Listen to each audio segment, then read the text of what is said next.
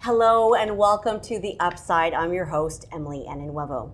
Having enough money put aside for retirement, dealing with ongoing market changes and inflationary pressures. These are just some of the factors Canadians have identified as top concerns as they plan and prepare for the retirement stage of their lives. Fidelity's annual retirement report highlights trends, insights, and concerns of Canadians and the ever-changing retirement landscape.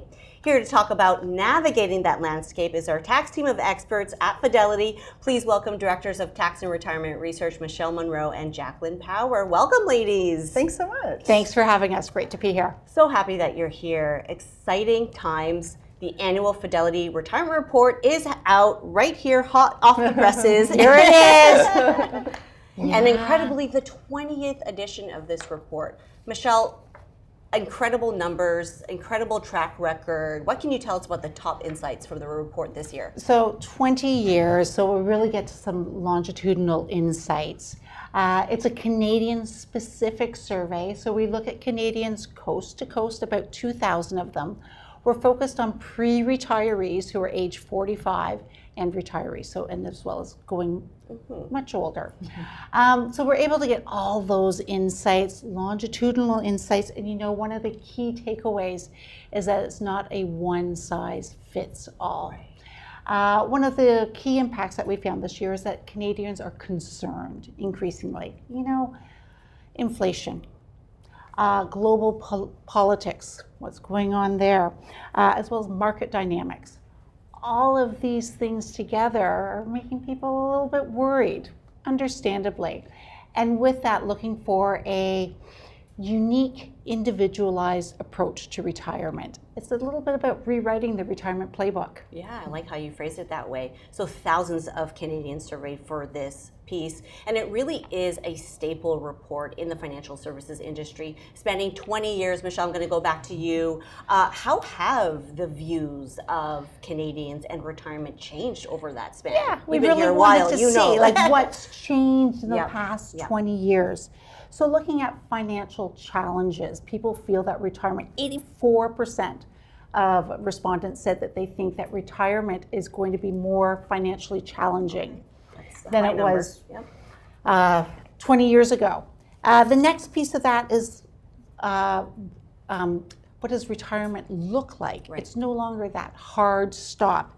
85% think that it's going to be a more gradual approach, a phased-in approach to retirement. And the other piece is looking at 88% of people said, well, retirement's going to be more complex than it was 20 years ago. And they're looking at, well, they want a more unique, they're looking at what are their lifestyle, what does that look like in retirement? What are those financial choices? All of that is making it more complex than it was 20 years ago. So we're seeing a change in the retirement landscape. And how do we adopt and really create that retirement vision that people want to have? Yeah, really interesting stuff there. I mean, to me, what stands out is that retirement is not about that hard stop anymore. It's not about stopping working completely. We'll get into that later. And the financial challenges, the financial struggles, really realistically. Jacqueline, I'm going to go to you. What are Canadians saying about how much they should save up for retirement, and how does that overall plan look for them? Yeah, so it's really interesting. Again, having done this report for so many years, we have a lot of data that we can draw from. So we were able to go back to 2005 and have a look at what did pre-retirees expect at that point. So they thought they needed $447,000 in order to retire. So fast forward to 2025, they need $1,020,000 at this point. That's a lot of money. Right? Like, I mean, that's a 20-year span, but it is, right? That is incredible. So we thought, okay, is this cost of living increase? And is that what it is? So how to look as far as that was concerned. And inflation over that period of time was 2.2% annualized. So Yeah. Now, right? It's looking different. Right. But when you look at that in comparison to what their expectations are almost double that at 4.2%. So where is this coming from? Like, why do we understand that everybody's different and everybody's needs are unique? But what's changed in the last 20 years that's made it so that that they have this need for more money? So lots of factors that we're thinking are affecting it. One is, the pandemic affected us a lot, and I think people are considering traveling more, right? So you're having to budget in as far as that's concerned, because that's, we were stuck in our houses for 2 years. I think people want to get out and about. 59% of respondents said that during retirement they anticipate that they're going to have to be supporting children and grandchildren, and this is very different than what the thoughts were 20 years ago. So that's another thing that's factoring into all of this.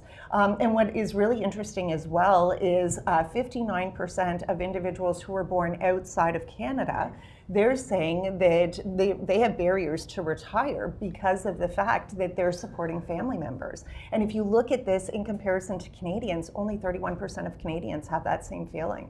So really interesting to see, there are so many factors that are affecting what people feel they need as far as retirement is concerned. Really fascinating. And what stood out to me in the survey was just the lifestyle mindset that's changed for pre-retirees and retirees. Like you said, you mentioned the pandemic sort of shifted our mindset. They don't want to give up the travel. They want to sort of take life by the hands and build that travel budget into the retirement plan. But at the same time, the pandemic raised all the prices, right? It created such a different market environment. Jacqueline, back to you. How about the age of retirement? How has that changed over the years? Yeah, so it's interesting because it's definitely fluctuated, and there have been changes depending on time periods and that sort of thing. Is it still 65, or has that changed now? So at the moment it is, but Okay. I'll take you through the journey. Yeah. So essentially, in the late 70s, it was 65. Right. Then it started to decrease over time. Got down as low as 61 in 2005. Really? Yeah, but since we've been doing the survey, we've been watching, and that number is starting to go up again. And so over the past 20 years, it's been going up, on a regular basis. It's now up to 65. So StatsCan said Back 23. to where it was in the exactly 70s. right. Yeah. So StatsCan is saying 23 and 24 that it was at 65, and it'll just be interesting to see where that goes. So of course in the report we asked, when do you expect to retire? Only 26% expected to retire under age 65. And then what I thought was really interesting is 16% don't expect to retire at all. This was 16, not yet. That's not even in their plans. It's not even yet. Interesting. Yeah, and that wasn't even on our radar in 05. Yeah. Like we didn't ask that question in 05, right? Didn't even think about asking that question. And so it's going to be interesting to see sort of what happens in the future. We don't anticipate the retirement age is going to go down. It'll be interesting to see. It might just go up. It Maybe. might continue to increase as cost of living increases, and people may just decide that they need to keep putting off that retirement. Branching from that, the age of retirement, when they do retire, Canadians, individuals are not stopping work. Are technically they keep on working. How does that look like in terms of those trends in retirement? So it's more of a phased-in approach is Right. what we're seeing. Right. You think about like a generation ago, retirement was like a light switch more. You turning off the working years, turning on the retirement years. It's now becoming more of a dimmer switch, where we're work a little more Because they can't give up the work, they can't give up the salaries, I- and the there- cost of living is Well, going up. part of it is because we're living in a more flexible working environment than it was. But looking at the financial reasons, I guess the people who want that more phased-in approach, well, they're concerned about that additional cost of living. And it just makes it a little bit easier, right? They're also thinking more about the experiential things that they'd like that extra money for. Okay. Travel, we talked about travel, hobbies, even a nicer dinner out once a week or whatever that is. So just making life a little bit easier. being able to afford sort of that retirement lifestyle, if you will. Another one is just talking about, financing. You touched upon this. And the sandwich generation, right? Supporting aging parents. Keep on hearing that. So what is that exactly? It's supporting sandwich. So for middle-aged people, supporting aging parents. Right. And that could be financially as well as the emotional and physical support. And where we focused some time during the survey is also the supporting adult children.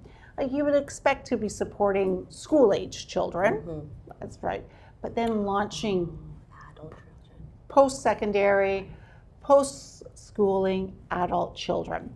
And that's where we're seeing a real uptick of retirees increasingly have supported their adult children financially, as well as pre-retirees who are expecting that and thinking about incorporating that into their retirement plan. An ounce of prevention is worth a pound of cure. Okay, so all of that to say, you know, I've focused a bit on the financial reasons why people would continue to gradually go into retirement. It's also the emotional reasons, staying busy, staying active, social, that sense of purpose and routine. So and as well as work environment is increasingly becoming more flexible.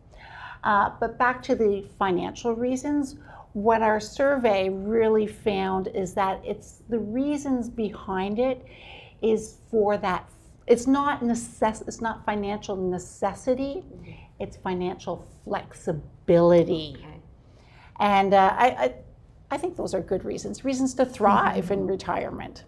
So are Canadians overall, pre-retirees and those in retirement, feeling positive or negative about retirement? What are they saying? Yeah, so they're actually feeling positive. Now, there have been changes over time, so it's positive to an extent. 71% of them in this year's survey are feeling positive. Now, take that back 10 years to 2015, 82% at that point were feeling positive.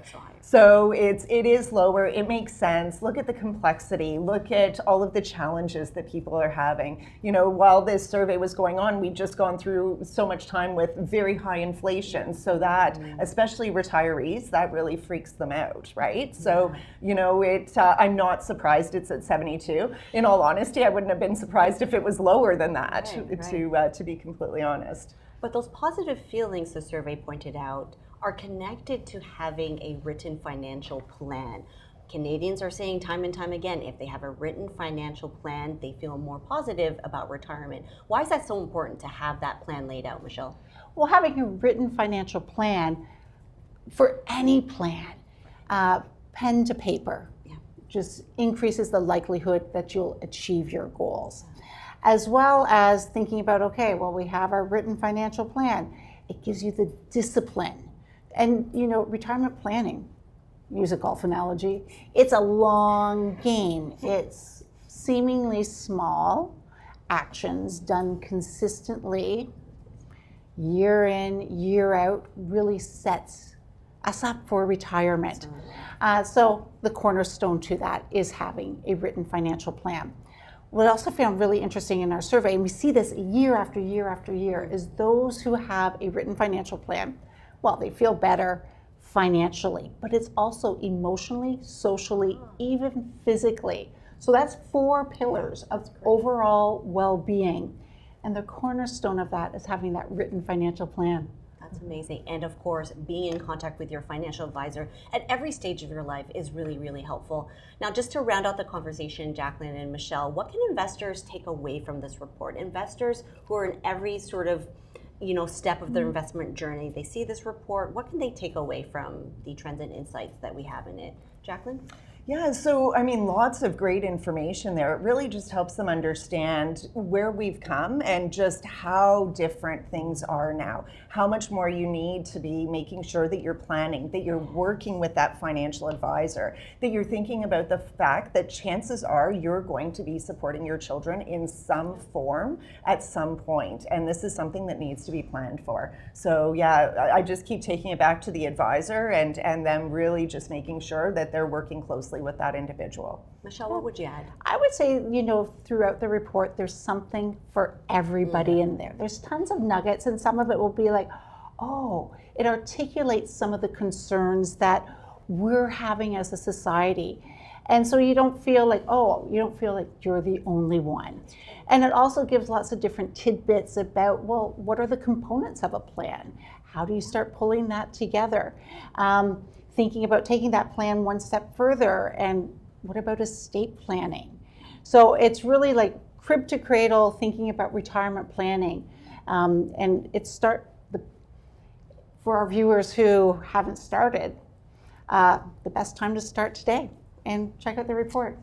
Excellent, excellent. Jacqueline, Michelle, thank you so much for being here, sharing these fantastic insights and trends in our annual Fidelity report. Really, really appreciate your time. Thank you. Thanks for having us. It's a pleasure. Thanks so much. Now, to get a copy of the retirement report, just visit fidelity.ca. There you can also find a full investor education section. Check out our investor articles, sign up for the Upside newsletter, and get more information about upcoming live webcasts and on-demand videos. Thanks so much for watching, and we'll see you next time on The Upside.